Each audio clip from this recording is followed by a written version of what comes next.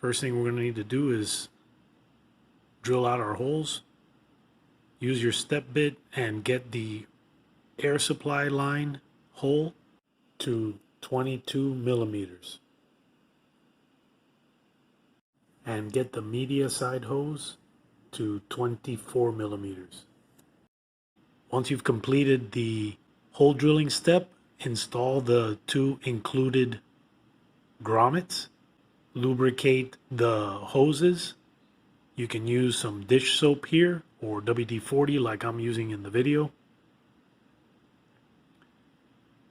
And on your air supply line, you just want it about 2 or 3 inches inside of the cabinet.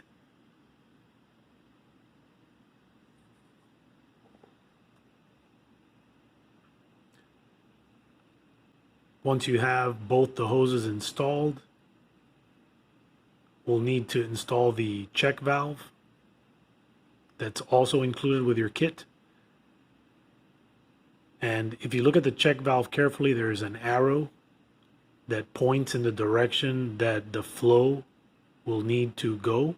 So make sure that you have the arrow pointed towards your media gun. And it's also going to be the same side that's the larger diameter. Install the included clamps. This will be a 5/8 inch hose. Install the included clamps. Use the 1/2 inch side of the check valve.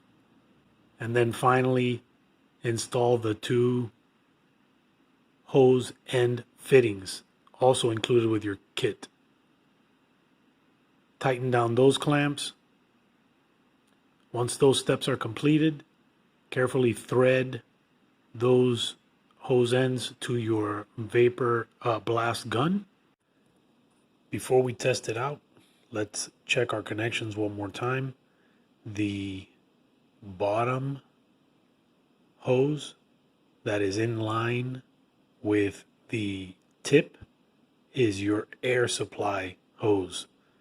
The hose above it that is attached to the section that comes down at an angle, that is going to be your wet media supply line.